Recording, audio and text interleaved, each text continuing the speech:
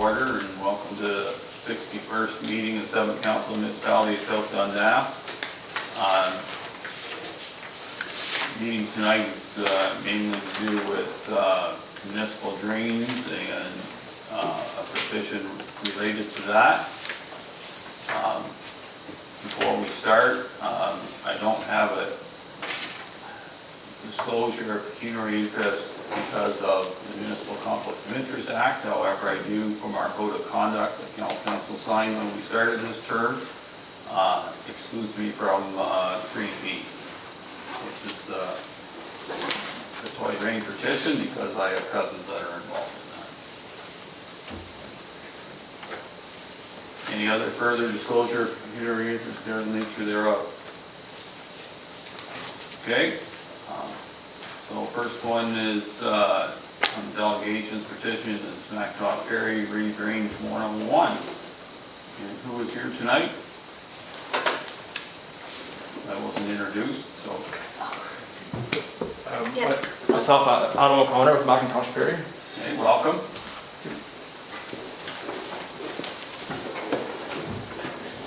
Lucas Gibson with Macintosh Ferry also. Welcome.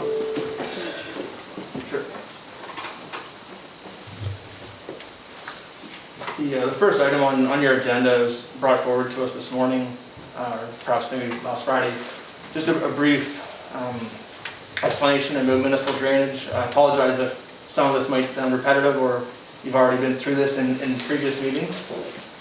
But just in general, as it does relate to 3B, and again perhaps for just the idea of a municipal drain in general. So many of you are aware that the municipality has a wide variety of municipal drains, both within South Dundas and others that cross municipality boundaries. The majority of those were brought forward as petitions from neighboring landowners some time ago that may have been decades and decades old, with the original purpose of improving local drainage. They used the municipal drainage, the Drainage Act as a tool to have long-term rights to drainage for their properties. I don't know if the attachment is made available to members of council to look at. We have the one that Sid Vanderveen wrote up. Yep. So in our agenda package. So in that, it is sort of a one-pager or two-pager that really summarizes a 60 or 80-page act. But it does speak to a high level about the overall process, how a municipal drain often begins with a petition from a landowner or a series of landowners. It's considered by the municipality's drainage superintendent, and then a drainage engineer is appointed to prepare what's called a drainage report. In that drainage report, it provides details on how the construction of the drain happens, how future maintenance happens, and ultimately how future maintenance gets assessed to landowners. All of that is sort of accepted by council, and a bylaw is adopted that formalizes that report. Moving forward in the future, through construction and through future maintenance, that report is identified as the overall plan for conducting maintenance, and also acts as a bit of a guideline for landowners, both directly on the drain and nearby the drain that have water draining into that ditch. The municipal drain can be made up of an open ditch, a closed ditch through a pipe system, a series of weirs, pumps. You'll see a mix of them, but they're not any two drains are the same by any means. I don't know if there's anything else through that one page that we sort of wanted to chat about at this point. Well, that's fair enough. Are there any questions from council concerning the Drainage Act in this little brief 101? I know it's very, very high level, and council ever gets the opportunity to take a course on drainage, and I would encourage you to go and do that. I've done so in the past, and it's certainly helped me in this position and also in my farming life. So, if not, then we will move on to the toy drain petition, and I will vacate the chair, and Deputy Mayor will take over.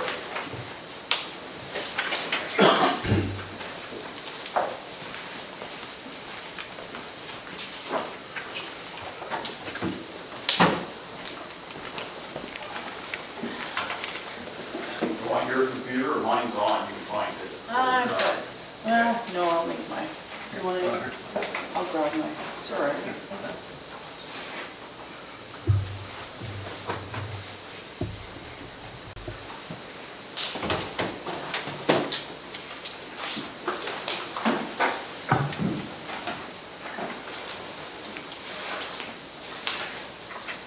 Okay. So with regards to toy drain, before I sort of get into the presentation, I'll just bring up to speed on sort of, I guess, what it is we're going to be talking about. Overall, I'll just provide those of you who may not have been involved back in 2019 a bit of a project background, project history on sort of how we came about to this point. There's a little bit of context, a little bit of history. From that, we'll sort of roll into some of the work that we've done to date.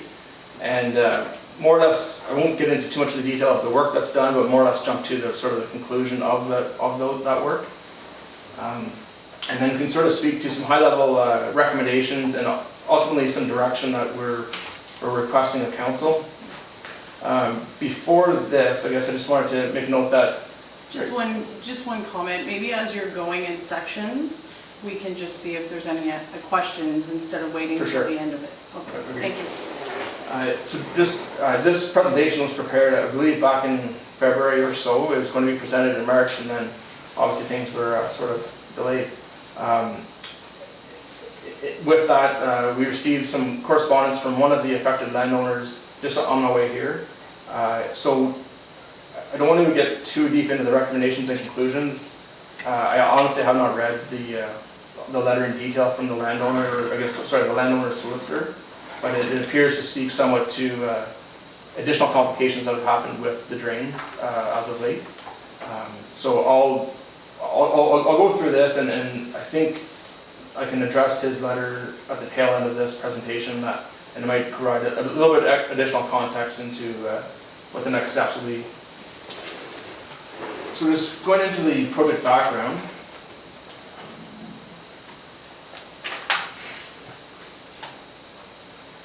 So the petition for the drainage works was filed in February of 19.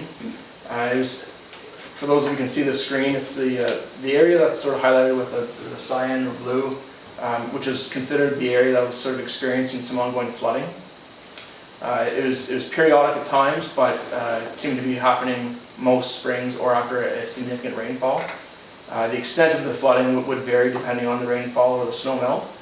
And the landowners who you can't really see the extent of the ownership, but loosely described as G, A, and B along the bottom of the image. Those lands extended further to the south to the following concession, but the north end of the property, being the lower end of the property, was experiencing or has been experiencing ongoing periodic flooding.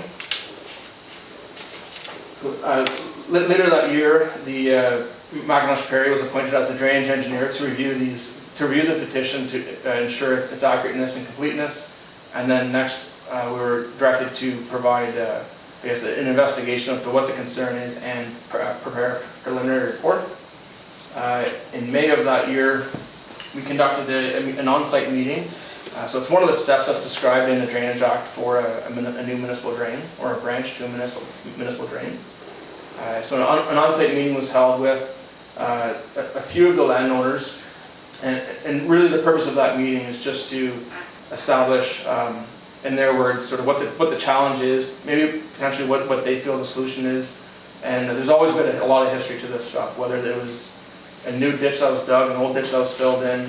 There's always a bit of a story to why the petition came about. And the petition form itself is quite limited. It more or less just says, I own such and such a property, a certain amount of my property requires drainage, and I'd like the municipality to work forward towards a municipal drain.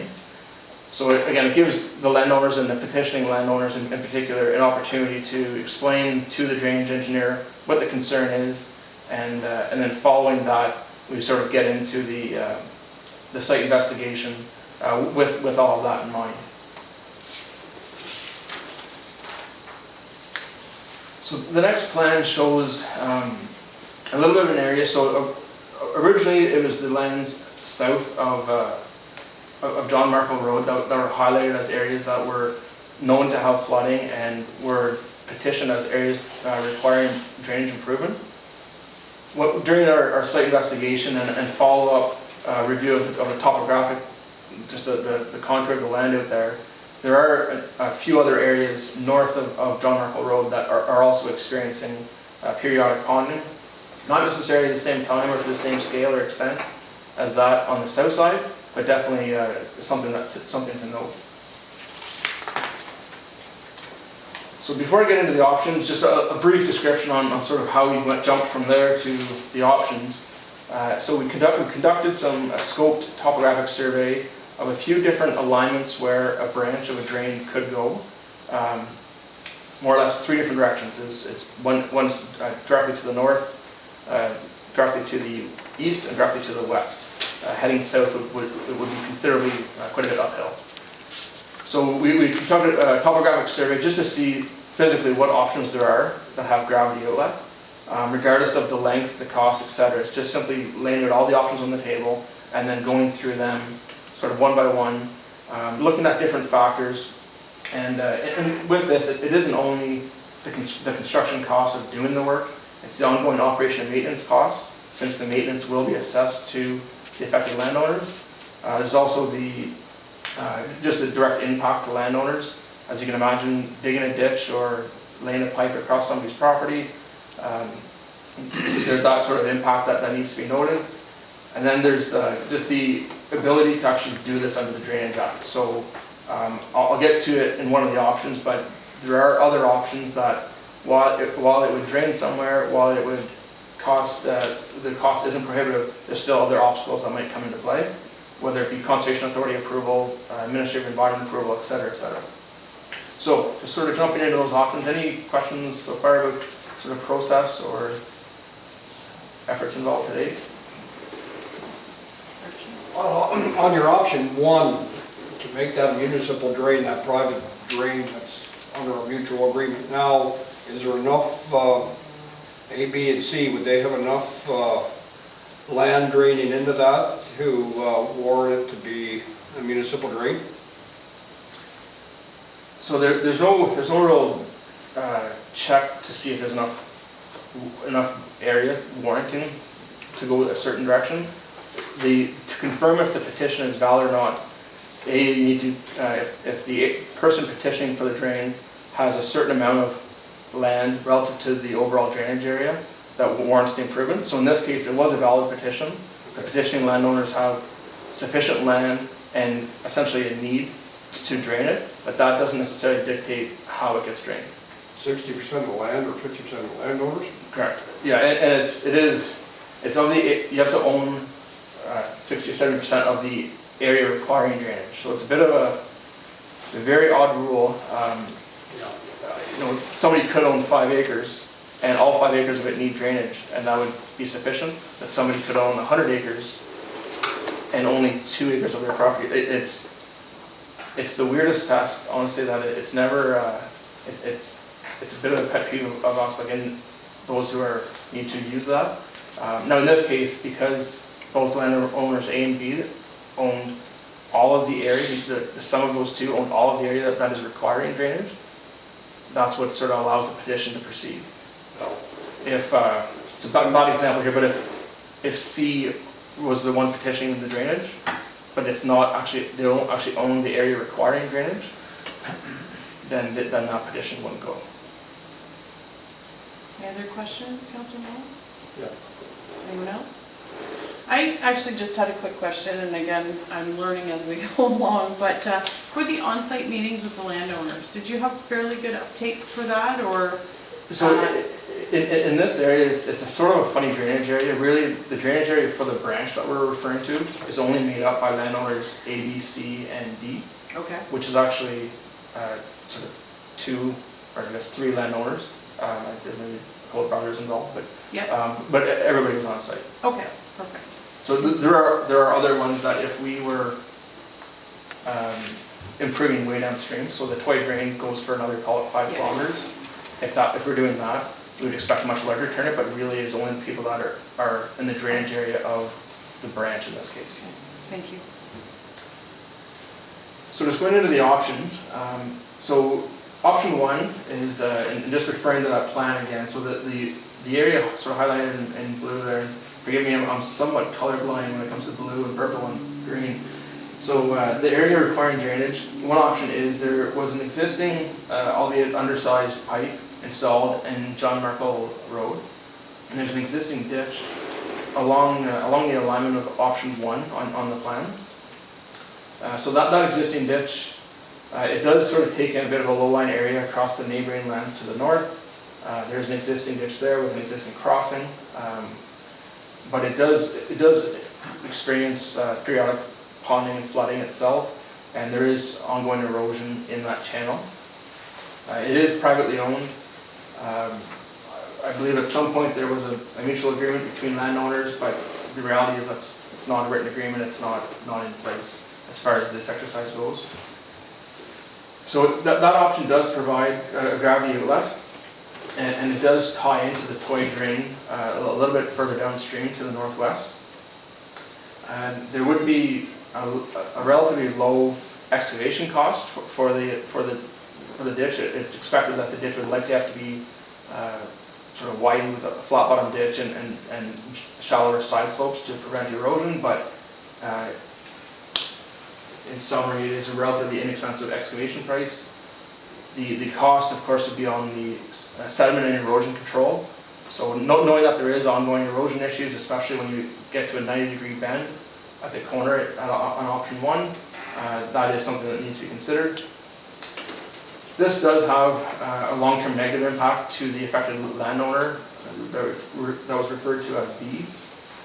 When speaking with the landowner, there is an intent that in the ideal world that would be backfilled and he'd be able to farm that field a bit better. There is called 5 or 10 acres or maybe more than that sort of segregated off right now, which is it's doable but somewhat problematic. And then this really has little to no benefit to one of the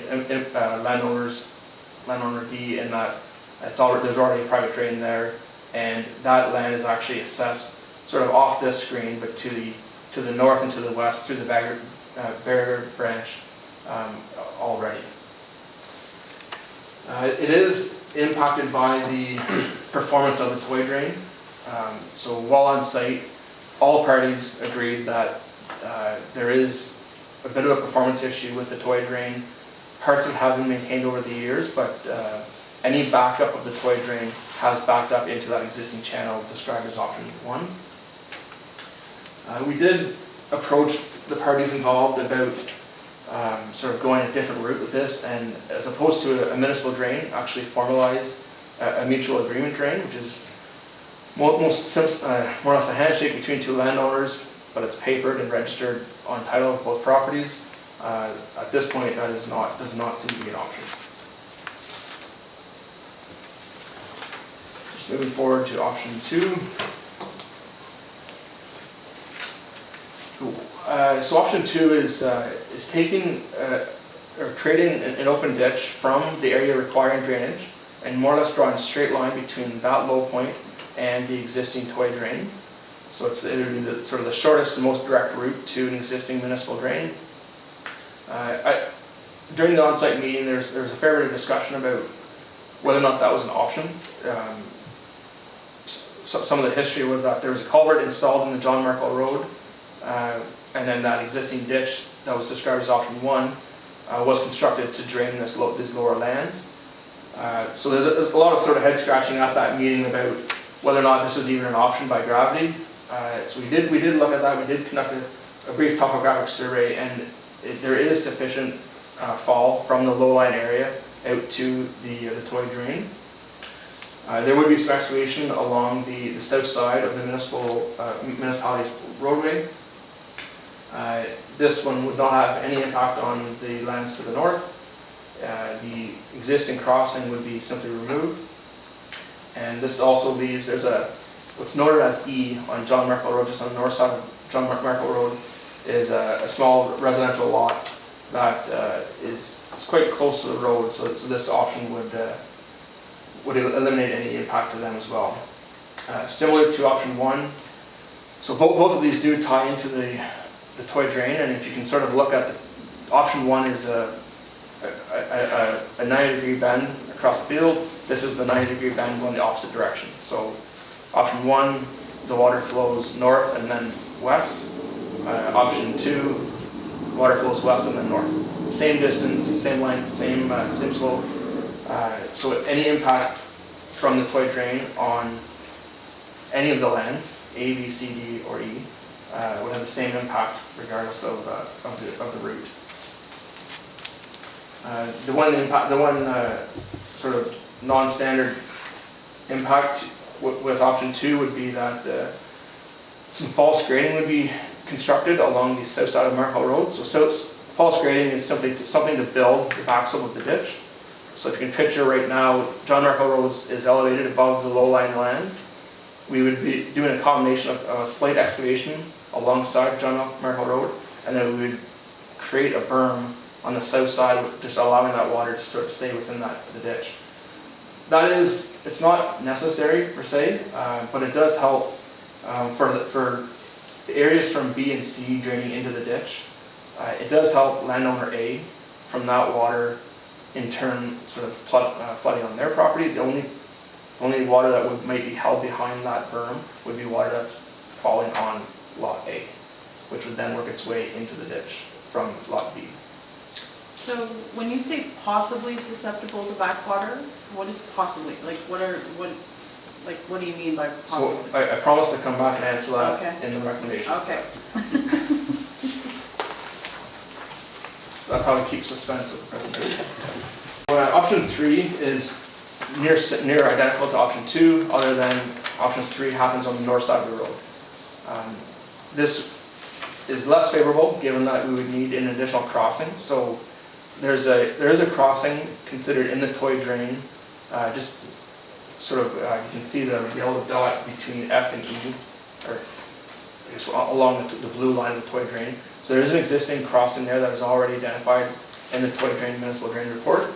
However, if we went with option 3, we would need to do an additional crossing from the low-lying area to the north side of the road, and then excavate a ditch west towards the toy drain.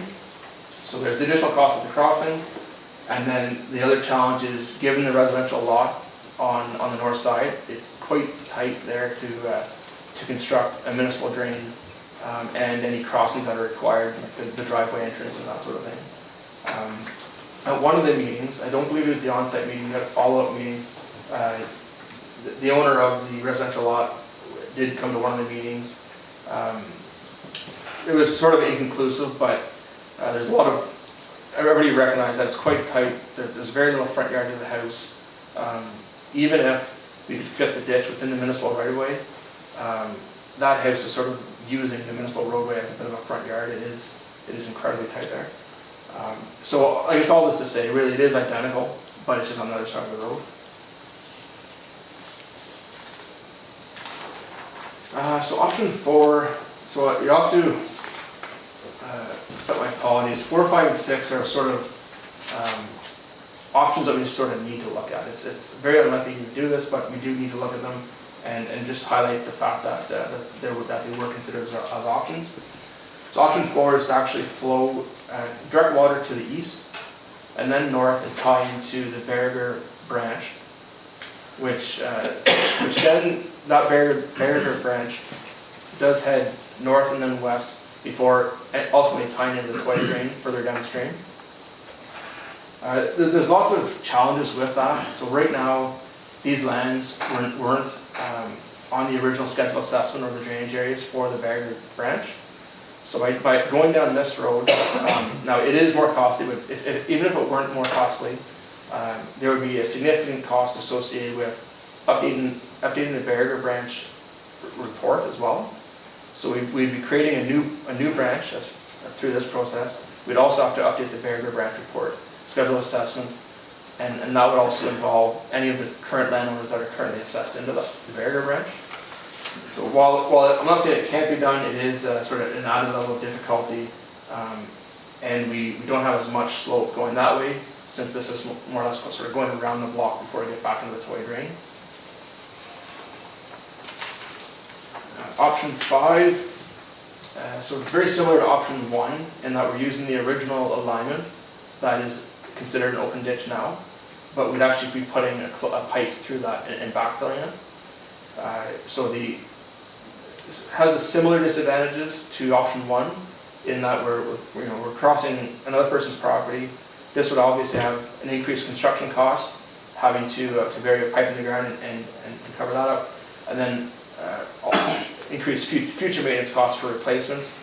I wouldn't weigh that too heavily on the decision making, since we are likely having a decreased overall maintenance cost, sort of annualized. This option is still impacted by the toy drain, sort of similar issues that we mentioned in option 1. And then lastly, option 6 would be just a straight shot north, tying into the Barrier branch. So this is sort of similar to option 4, in that we're tying into the Barrier branch. There's challenges with that, and this one really, it's not that there's anything wrong with it, other than it's just not as good as the others. It's it's an option that can be done. There's added difficulty with the Barrier branch updating, and then the additional excavation going from the existing 90-degree bend to head north to the Barrier branch. So, I didn't do the summary. So I'm not going to spend a ton of time on this section. We can maybe cover off some of the stuff in any questions that you might have, but as far as the advantages, some of the key advantages and disadvantages that jump out. So just sort of more or less reading through the list. Option 1 has an advantage in that we're using the existing alignment and has a reduced excavation cost. Not to say that there wouldn't be any construction, but it would be reduced, at least the excavation component. There would, like I said earlier, sediment erosion control expense there as well. The disadvantages, of course, negative impact to the neighboring landowner. When we go through this exercise, we can't really put value on the fact that there's an existing branch or existing drain there now, or existing ditch there now. It needs to be looked at as though it is a new drain. Currently, that landowner has the ability to fill that ditch. So for us to sort of put any value on the fact that it is an existing drain, sort of releases them of the ability to backfill that, which isn't necessarily fair.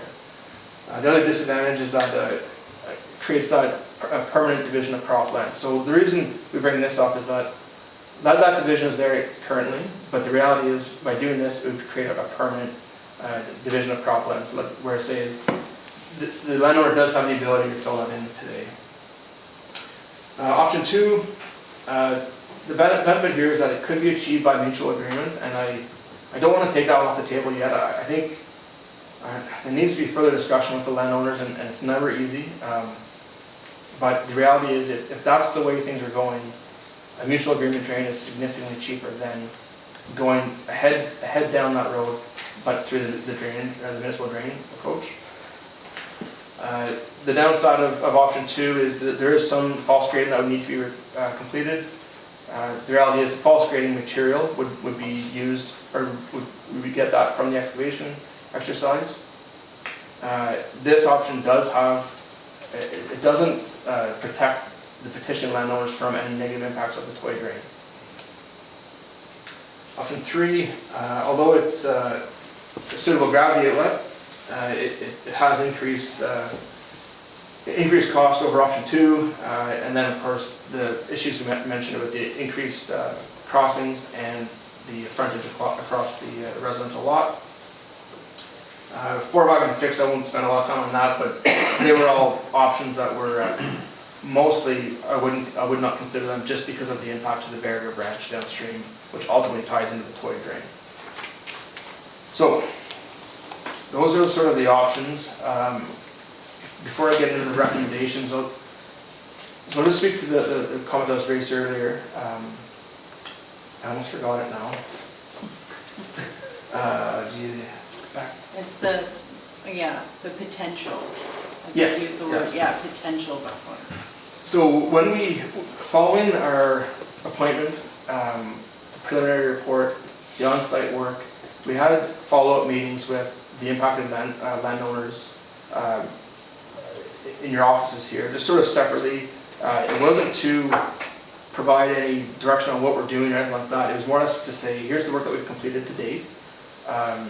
And the big spotlight we had to put on this was that during the on-site meeting, some of the parties felt that option 2 was simply not an option. There wasn't enough fall to have a gravity outlet from the low-lying area to the toilet drain. So before doing up the preliminary report and presenting that to council, we felt it was necessary to notify the landowners that there was a bit of a change in what we all thought was happening on site. So we had those meetings. All parties are concerned about the toy drain. So regardless of what option we go through, at least options 1, 2, 3, and 5, all of those are still susceptible to ongoing water issues if the toy drain isn't performing as the way it should. So one of the recommendations is that sort of we pause the drainage engineer drainage petition for now and review the performance of the toy drain and to see if there's any ongoing or required maintenance that this would benefit from. So personally my biggest concern is we can go and propose any one of these options. We go through the exercise, the cost associated with all that is assessed to the landowners, and then a year later everybody's still complaining that water's backing up into this low-lying area. And it's very, very likely because they are hydraulically connected, the toy drain does go to this low-lying area. I'm quite confident that options 1 and 2 are, 2 and 3, they both have the same impact. As if the toy drain is backed up, they're both going to impact this low-lying area. So that is one option, and that's where I say sort of possibly is that we just don't know. We haven't done any investigation downstream, so that's more of a drainage superintendent role, not a drainage engineer role. So it would be somewhat unfair to accrue fees that would ultimately be assessed to the petition landowners if this is a maintenance issue, an ongoing maintenance issue with the township for the toy drain. So one option, like I say, is to hit pause on the petition for the drain, conduct a maintenance inspection and potentially maintenance work on the toy drain, or maybe even an improvement to the toy drain. And that's where, as we talk to some of the other landowners in the area and some past staff with the township, is that the toy drain has the opportunity to be lowered, which would then improve the drainage in this whole area, like the John Marco and toy drain intersection. Which I'm not going to say it's going to eliminate the need for this ditch, but I'm pretty comfortable that if there wasn't a ponding issue here, we wouldn't be here to talk about the petition. So what we did confirm with some of the landowners that when there's water ponding in your field, is the toy drain full? And of course it is. So like I say, if the toy drain is full, I'm pretty sure that the field's going to be full still, regardless of what we do. So what that might also find is that, and again, I don't want to get too far ahead of ourselves, if we can find that the toy drain would benefit from improvement, the cost of that improvement and that investigation could be spread amongst the entire toy drain watershed. If that improves it the way we hope it would, is that then maybe there'd be an opportunity to do a mutual agreement drain if it's still required. It's a little less significant if we know that the toy drain is operating as intended, and perhaps we can get the parties back to the table about discussing a mutual agreement drain that way. And then lastly, I guess if the mutual agreement drain isn't the option, I think we'd probably still fall back onto one of the options where it does go down John Marco Road, and it could simply be an encroachment agreement with the municipality. Again, it wouldn't be a mutual agreement drain, it wouldn't be a municipal drain, it'd simply be the municipality allowing landowners to dig a ditch alongside the road. And part of this is the unmaintained section of John Marco Road.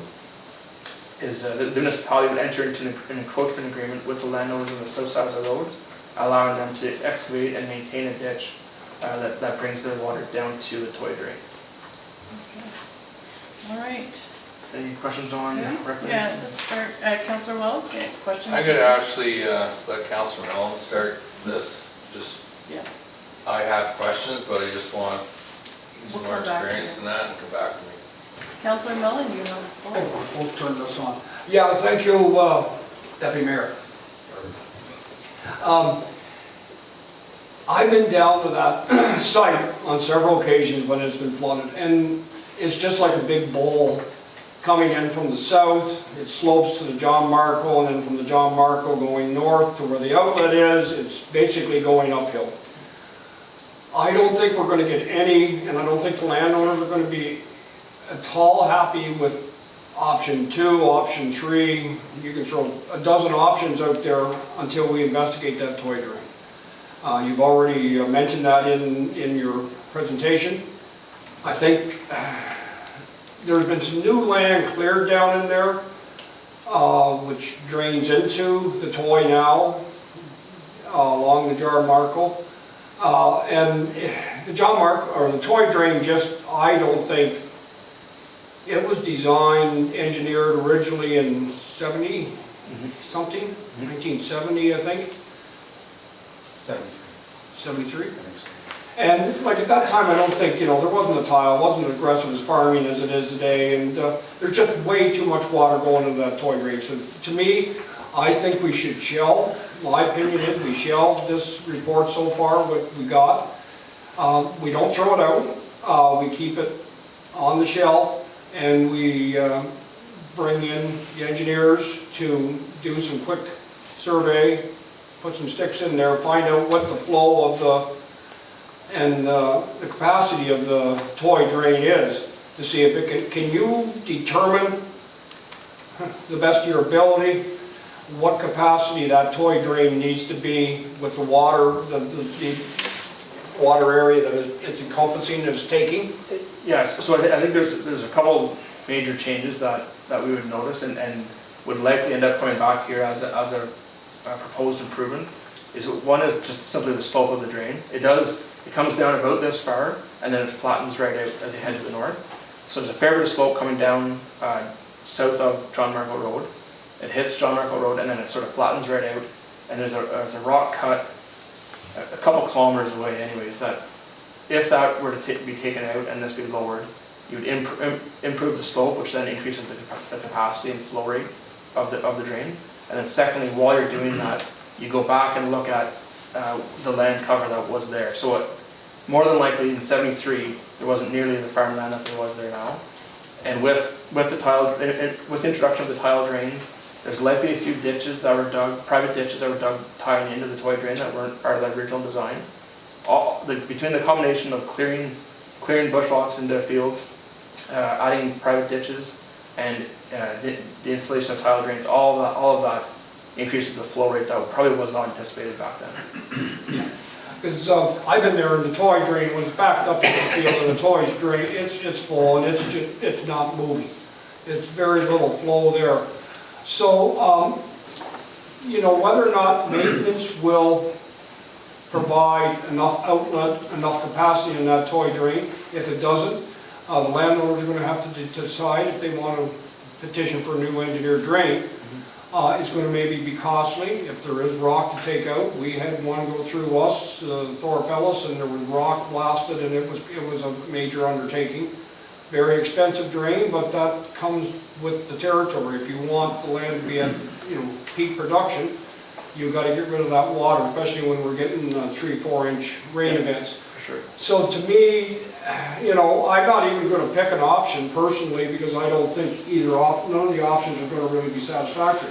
To me, I think we just shelve this and go in and survey the toy to see if maintenance will do it, and if not, we go back and we give that information to the petitioners and the landowners, and if they want to petition for a new engineered drain, well, I just don't understand. I don't think nobody's going to be happy with it if the toy drain can't take the water. I 100% agree.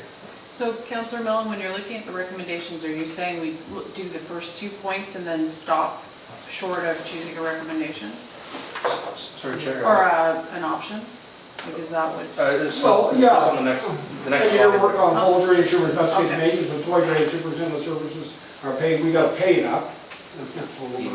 Yeah, we gotta pay you, but it shouldn't be a huge cost, should not to go in there and throw some sticks on there and find out, compare it back to the original engineer report. That's right, so just, maybe just, you can ignore the next steps part, but I guess these are really the sort of the three options in front of you, is Okay. A, B, and C. because we've got recommendations, now we've got next. That's right, yeah. So maybe I'll just jump to the toy drain option, so jumping to B, so one would be the petition gets put on hold, the drainage superintendent, which coincidentally is us, and I'll explain that in a minute, but you do the investigation, and now the investigation, it also could be an afternoon, or it could be sort of a surveying exercise. So if we went down and found that there's 10-foot high beaver dams, well then that pretty well solves that problem pretty quickly.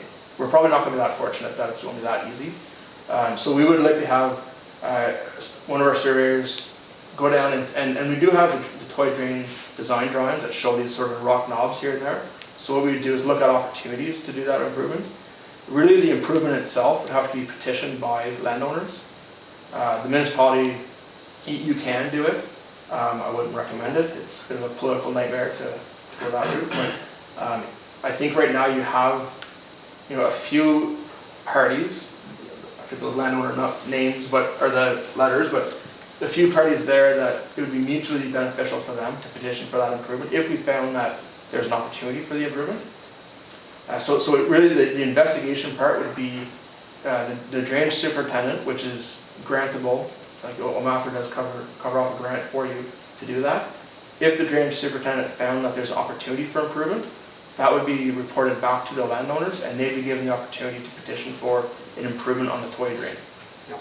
And then so we'd go through that route, and then if they still wanted, we can always come back to the petition for the new branch, or it'd be withdrawn altogether.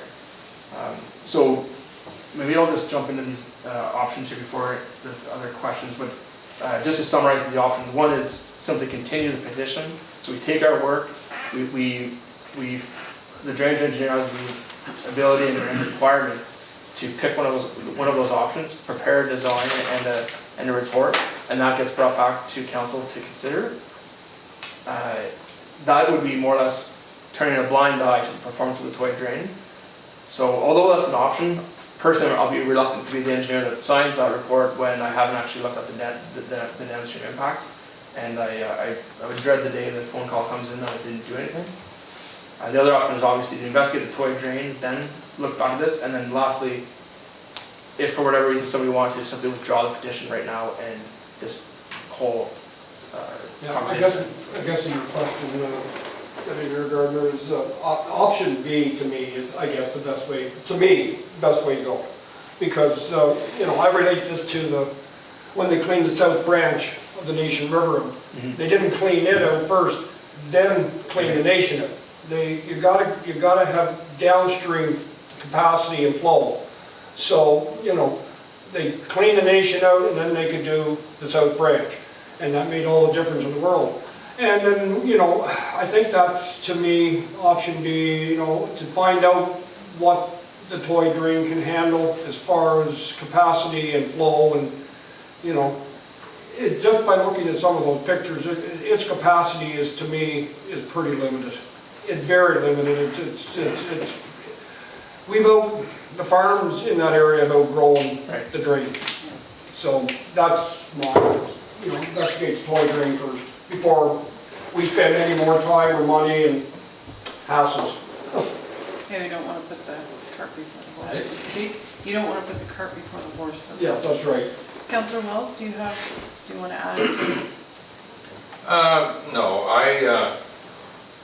I'm surprised that we haven't actually did the whole thing to start with. Like, instead of starting with option, like, common sense goes a long ways here. Like, we're starting here with the ditches, like Councillor Mellon said, we should start to see if that drain can, because it's a deep drain to start with. Right.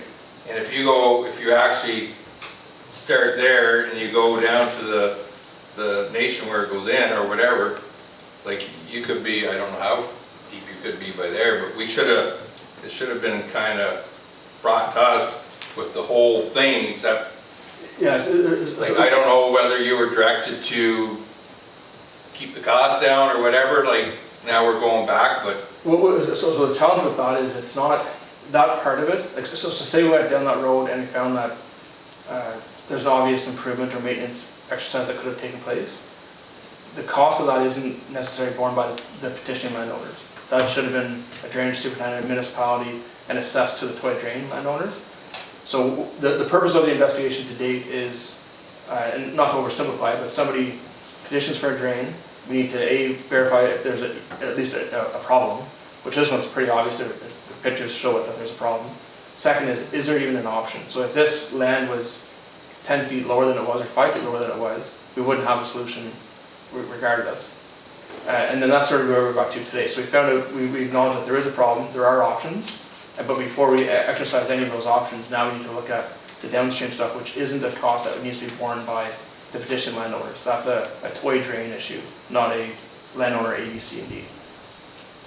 yeah, and I totally agree with you.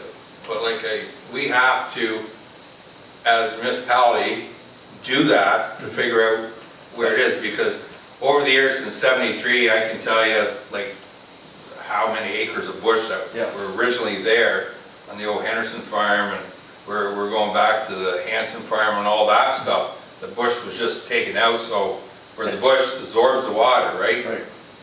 Now this drain, like Councillor Mellon said, is no longer doing its thing. Right. So, like, I fully agree with Councillor Mellon that on us, put the cost on us to go and do the survey, see, do that. Then when it does come back, I would agree with option 2 to we just put a ditch on each side of that. It's a pretty simple fix.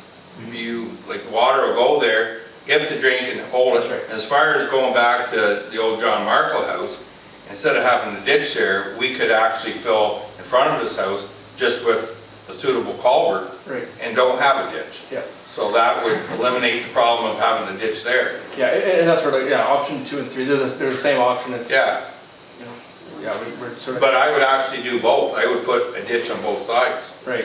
myself. Like, instead of just one ditch on one side, do a culvert along there.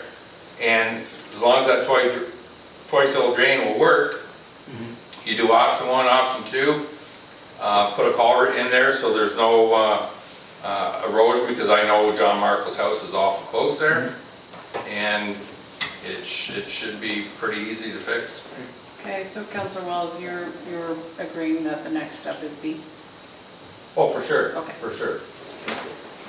Councillor Lewis? I do have to agree with my comrades across the way. You know, if you got a good pitch to start with, then all of a sudden it's going level, or you got a dip somewhere, kilometer and a half down the road, that water is not going to move, that's not going to go anywhere. So I honestly think that maybe we should go back to the table, get it investigated, and we'll go from there. So I would go with option B also. Okay, so we've moved from options to steps to, so, Madam Clerk? Moved by Councillor Mellon, second by Councillor Lewis, that the Council of the Municipality of South Dundas approve to put the toy drain petition on hold and review the performance of the toy drain and determine if maintenance is required.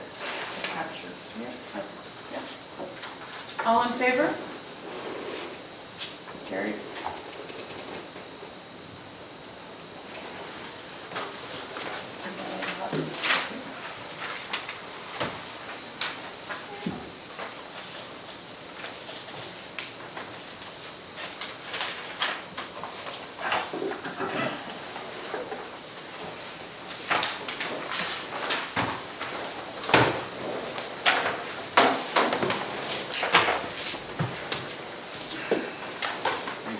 Thank you, Deputy Mayor Gardner.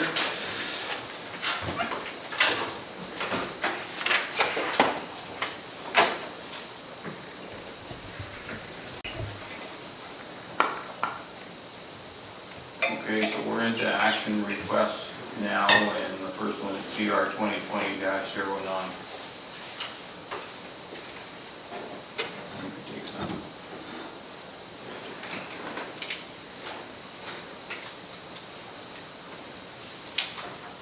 Moved by Councillor Lewis, second by Deputy Mayor Gardner, that the Council of the Municipality of South Dundas accept report TR 2020-09 to expense maintenance and repair costs of the Berger branch of the Toy Drain, Matilda and Mellon branches of the Miller-Farrell Mellon Drain, and branch 1 and 2, McGinn and West branches of Devlin Drain for a total of $81,306.15, and for staff to contact OMAFRA regarding the possible refunding of $22,316.78 in grant dollars received. So this came from council asking for more information on this write-off. So it's beyond John's capability of making us have a good answer. So, Adam, can you add to your letter that's attached to our report concerning why we as a municipality land up paying for these costs, please? For sure. So I don't have a lot of good news on this one. So going back to that sort of drainage 101 is that for there to be a municipal drain, there needs to be a bylaw adopted accepting the drainage report. Within the drainage report, there's a scheduled assessment that sort of spells out how future maintenance gets assessed to individual landowners, including the municipality. In this case, a little bit different in each of the three scenarios, but ultimately there isn't an assessment schedule for the three items that were maintained. So I believe the one, there simply cannot be found, the assessment schedule can't be found. Another one, when the original drainage report was prepared, the drainage engineer didn't prepare a standalone schedule assessment for the branch that was cleared. So the municipal drainage is often made up of the main drain and then branches that feed off to other landowners. Each of those branches would typically have a scheduled assessment so that if a municipality wanted to do maintenance in the future, they would maintain that. They would have an assessment schedule just for those 20 or 30, whatever it is, landowners, and then that assessment would, or that maintenance would get assessed out. What we found was when we went through, all the drainage reports that were made available, unfortunately none of them had assessment schedules for the work that was done. I think it's a hard lesson learned, but a lesson learned nonetheless that when doing the maintenance, obviously the first thing to check for is there a way of assessing this stuff out? Some municipalities, and this isn't a South Dundas thing, this is across the board in Ontario. Most municipalities are quick to recognize that when a petition for maintenance comes in, they recognize that it is a municipal drain and that they're obligated to do maintenance. So they sort of tender it out, do the maintenance, and assess it out later. Unfortunately, I think maybe the step that was missed was confirming that we actually have a report in our hands and having a scheduled assessment in our hands that we can use as a tool to distribute the costs. What some municipalities are doing, it's a bit of a proactive approach, is if you don't have an updated scheduled assessment, is update them. So when the petition for maintenance comes in, you know you have a maintenance, an assessment schedule there to use to assess it out. It's too late now to do it. After you've done the work, if you do an updated scheduled assessment, any one of those landowners can appeal the changes to the assessment schedule, and to do it sort of after the fact to collect the money, I don't think OMAFRA would go for that. In this particular instance, and I apologize, it's sort of before my time, but it appears that maintenance was performed. So the petition for maintenance was received, maintenance was performed, and then some years later, the grant was submitted to the ministry. The ministry requires that you submit a sample of the assessment that you're doing. So you might have 10 maintenance projects going on that year. They only ask that you provide the background information for one of those. So one of those was submitted, unfortunately none of these three. So that's why the province did give the municipality the grant money for the maintenance, but the reality is there was no assessment schedule to justify the grant. So that's the second part of that motion is to refund the province back the maintenance grant, and that would be why is it. I don't know the history as to if OMAFRA asked for that, or I apologize, I don't know the history on that one, but it would make sense that it's given back to them because really you didn't have a supporting document to get the grant in the first place.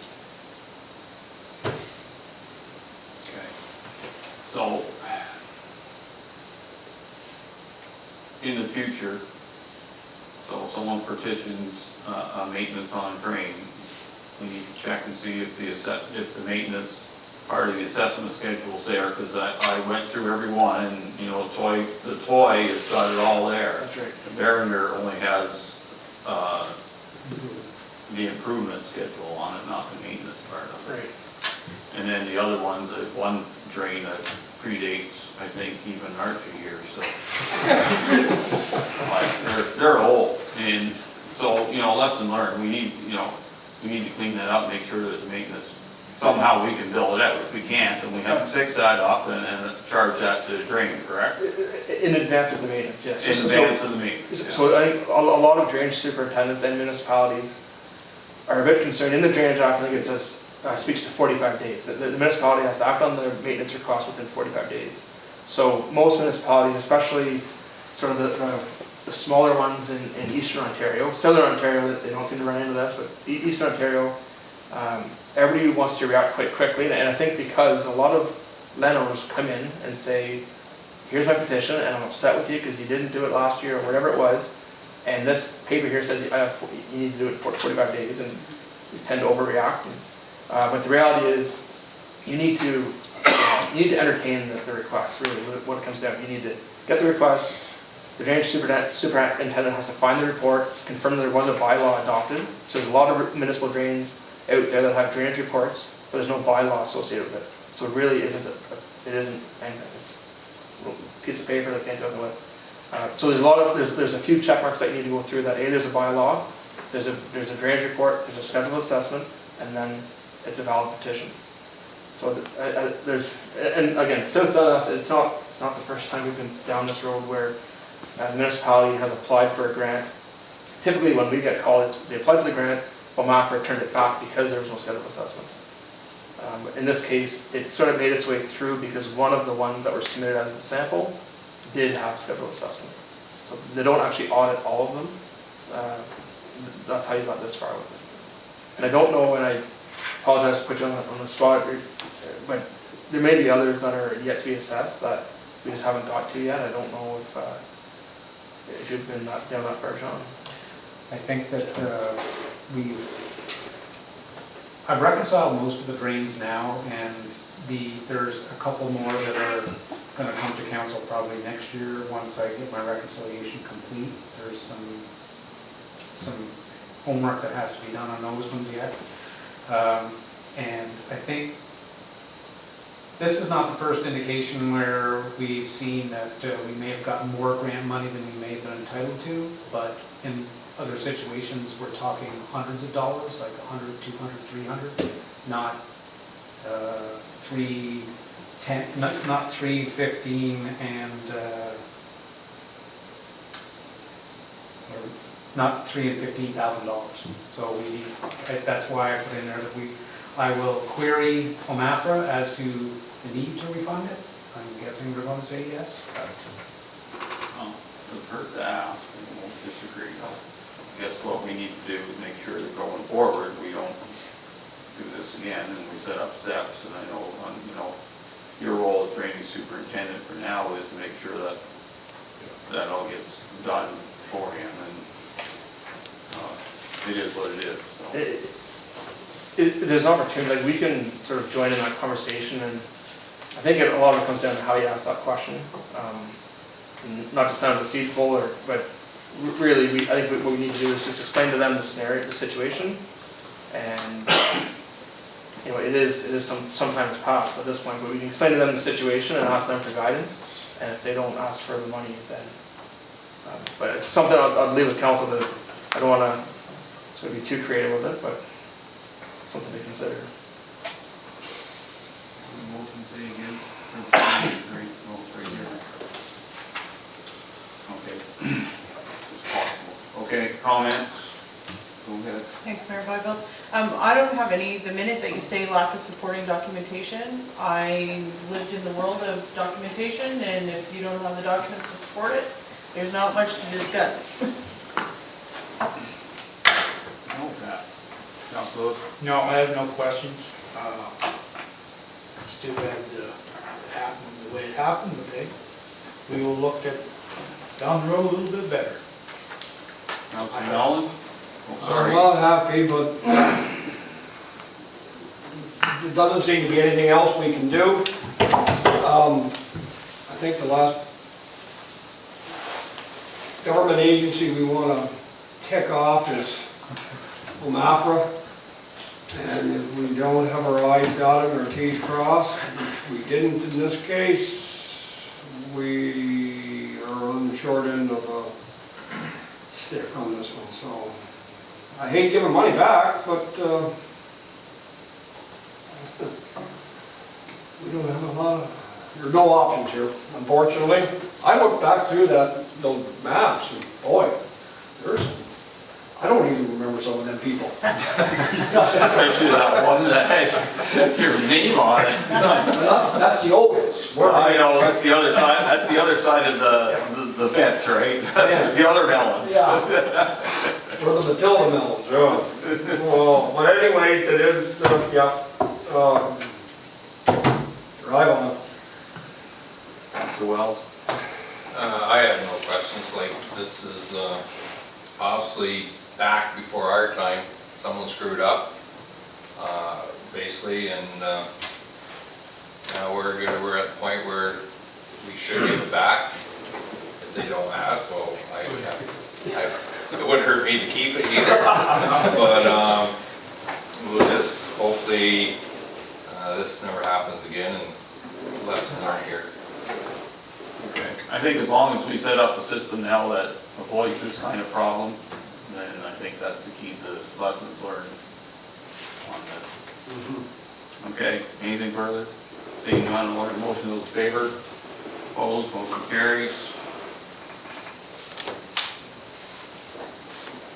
So, that's it for you two. Thank you very much for taking time to come down here, and certainly appreciate it, and we'll certainly see where we go on the items that have been discussed tonight.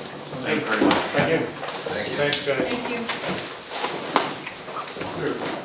Your bylaws, are we going to get an update on, Oh, yeah. oh, maybe, Before you leave, sorry, on the work that you've done so far on municipal drains for South Dundas, do you have any kind of update that you can give us on that? Because I forgot about that. Yeah, It was sorry. on our list, so. So, how do I start? Thank you, Councilor Nolan. So right now, with Lucas and myself, and a couple others at the office, we're sort of trying to wrap up the maintenance tender. So there was petitions that were received late 2019, early 2020. We obtained permitting for the works. And then as things sort of slowed down with COVID and tendering more or less stopped, nothing more was done on that. So I'm hoping we're hoping mid to end of next week, have a bit of an update on what drains are being tendered and to what extent, some construction budgets to go along with that. And then we'll work with staff to get those tenders out. Another item was the website, a bunch of sort of question and answers that we want to get posted on the website to first inform the public as to how the municipal drainage situation works, but indirectly reduce costs on the drainage superintendent side. Because a lot of the inquiries we get they're not really municipal drain related. It's two landowners that are upset with each other with drainage. First thing to do is call the municipality, want you to deal with it for them. So some of the questions in there are just simply, what to do. Like if it's not a municipal drain, don't call us. If it is a municipal drain, if they have any reports or anything like that, or if it's a mutual agreement drain, do you have the agreement that we can look at? So all of that has been prepared. I can't remember where we're at with that, but I imagine the next few days that'll be ready to be submitted to staff and posted on the website. And then sort of looking forward, we had been conducting a bit of an inspection program. So honestly, I don't know where we left off with that last spring, but we do have an update coming to council. I believe it's next week. Could be wrong. Okay. Next Wednesday, I think is trying to get that over. This Wednesday's the cutoff. Or sorry, It'll be done yes, this Wednesday, yeah, it's almost done.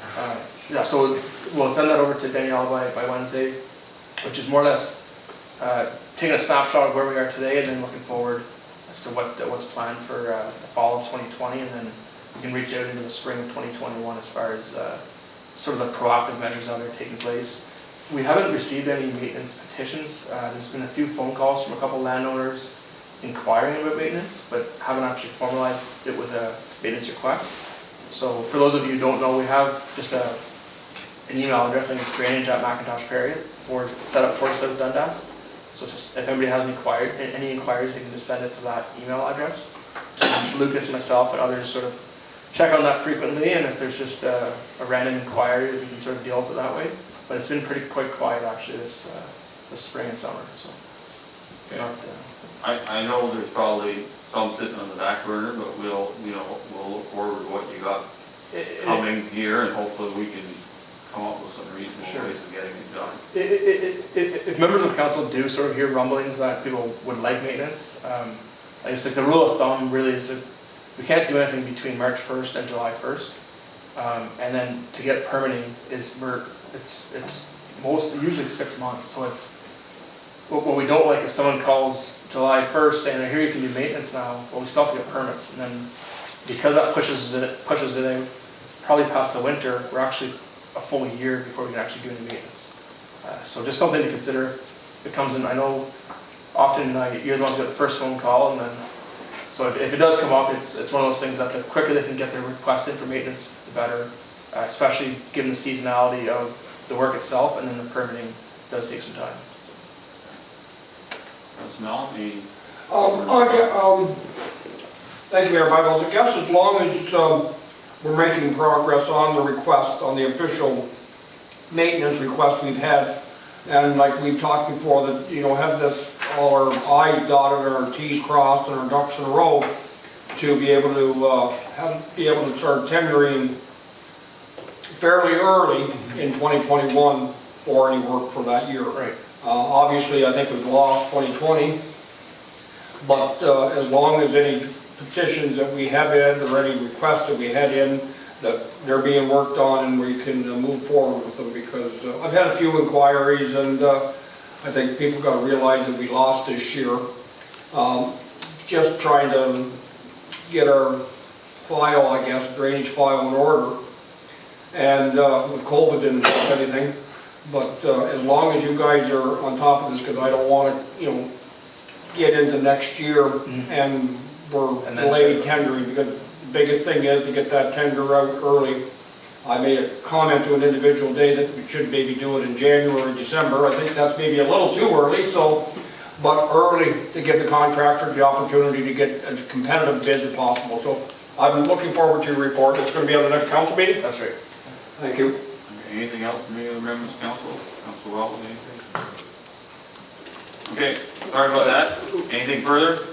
One of the items I might put in that update is actually a request to council for consideration of tendering this fall. There's sort of a pros and cons to it. One is we are reacting to maintenance requests that were submitted and people want done. But like you say, it's not necessarily the most cost effective.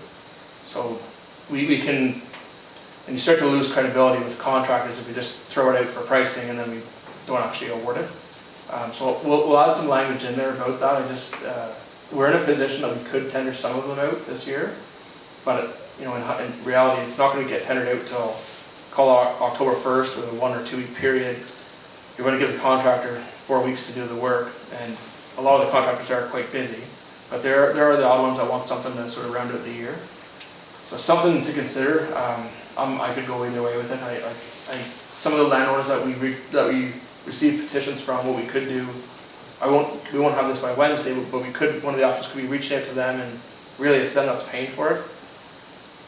Reach out to them and sort of feel it out to see how much they need this maintenance done this year. But there's a couple of landowners that we've spoke to the last couple of weeks, and a couple of contractors that there's still an opportunity there, but I don't want to overpromise that either. So perhaps for that next meeting, is it maybe a little bit of direction from council as to we can provide a recommendation, but feel more comfortable if sort of all in agreement.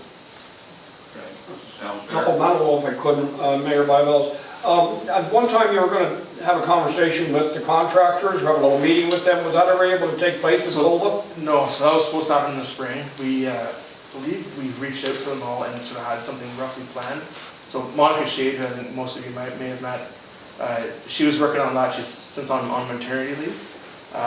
but she had talked to some contractors, but was gonna hold a sort of an informal meeting and say, here's how we typically tender things, here's what our requirements are for bonding if it is necessary, and just get some feedback from those that we would like to bid on it. You did? But it never ended up, it was gonna happen in the spring and then all this broke out, so, that, maybe, just I'm sort of speaking off the cuff here, but maybe that's something that we could do for this fall in lieu of doing the maintenance, is actually, pause the maintenance, but hit fast forward on having that meeting so that we all, like, we are prepped up for a busy year next year for the actual maintenance itself. Thank you. Okay.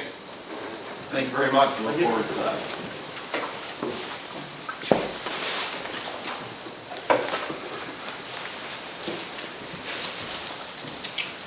That brings us to the next portion of the meeting, and it does go in camera, so